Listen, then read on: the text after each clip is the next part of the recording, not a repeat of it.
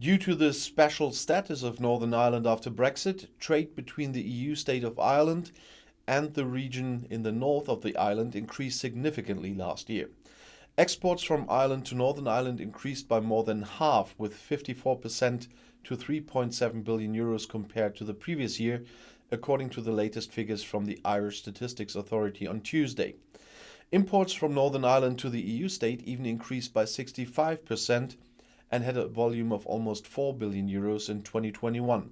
Trade in food and live animals grew particularly strongly in both directions. Special trading rules applied to Northern Ireland after Brexit.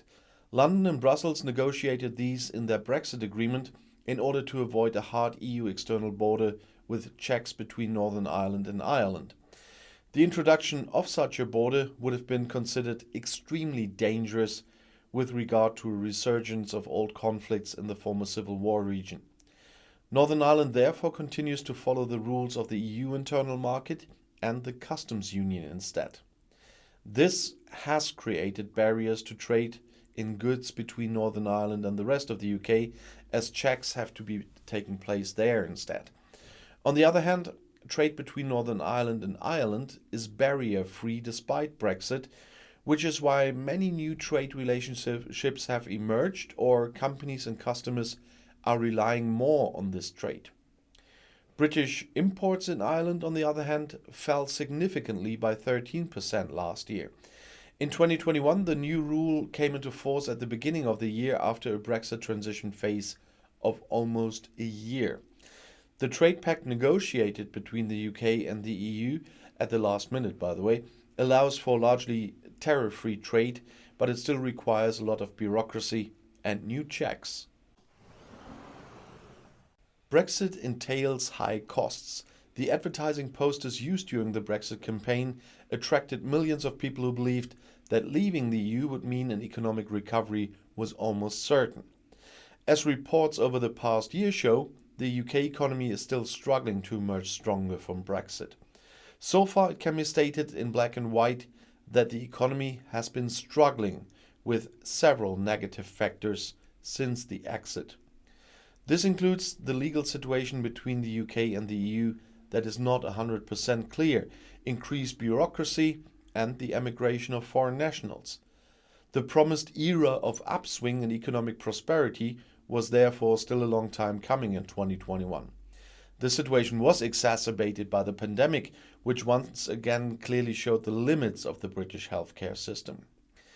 Empty supermarket shelves and queues at petrol stations are images that have reached a certain degree of normality in Britain since last autumn. The delayed import of goods from other countries fails not only because of the new customs regulations. Thousands of motorists have either left the country or no longer drive to the island due to the difficult entry. Finding a replacement in their own country is also difficult, as driving is not one of the UK's dream jobs. A few days ago, the culling of healthy pigs made headlines as well. You might have seen my video on that as well. The lack of staff is also clearly felt in the slaughterhouses, so that up to 35,000 animals were killed as a result of this lack of workers. The existing workers could no longer meet the demand. And so far, the German economy, where I'm sitting here, has been relatively unimpressed by the consequences of Brexit. German companies seem increasingly willing to break off previous trade relationships and consider alternatives. A decline of 4.6% compared to the previous year was recorded in trade relations with Germany. This number is also a sign of the uncertainties associated with Brexit to this day. Delayed supply chains and waiting times due to a lack of staff are factors that hardly any company wants to list in the international risk assessment of a business partner. With the current figures and forecasts at the latest, British companies must work towards developing their own concepts to make trade with Great Britain more attractive again. Anyone who hasn't had enough of the real scandals surrounding British Prime Minister Boris Johnson and his government will soon be offered a fictional alternative. Lionsgate Television is producing Downing Street, a new political drama that Deadline Hollywood has announced is being developed by Andrew Davies, the writer behind the BBC original series House of Cards. He is supported by the producers of Elementary and Justified. The series begins with the inauguration of a new prime minister, whose government immediately has to contend with a whole series of political and social crises. The competence, the motives, and also the personal life of the head of government are questioned not only by political opponents, but also by an increasingly cynical public, the royal family, and the rabid press. Not only does the term of office threaten to fail, but personal misconduct could also come to light.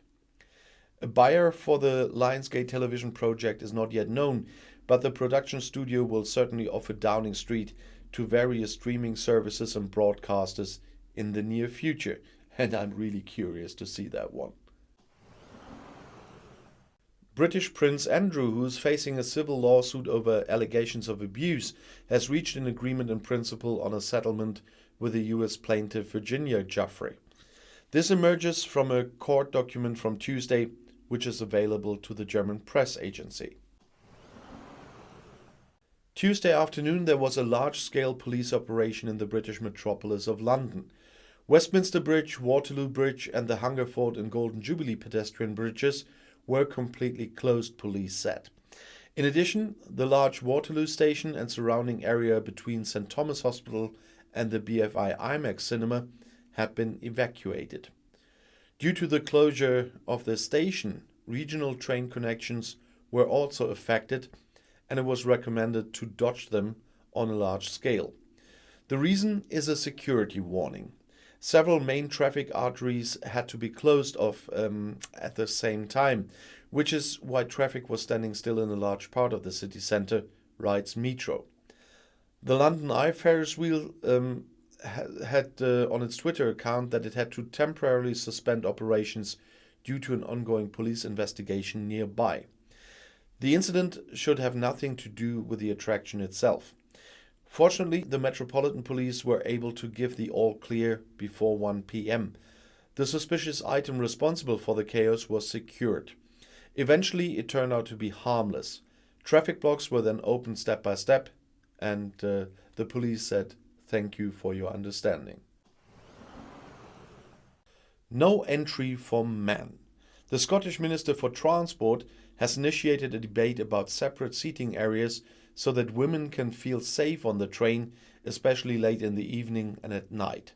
But the idea has met with criticism. So, in Scotland, there could be compartments on trains in the future that only women have access to. The northernmost part of Britain is currently discussing the advantages and disadvantages of such a division, which is intended to give women more security when travelling late in the evening and at night, as the BBC reported on Tuesday. Transport Minister Jenny Gilruth from the Scottish National Party, the SNP, initiated the debate a few days ago and announced that she wanted to consult with women and women's organisations on how travel could be made safer for them.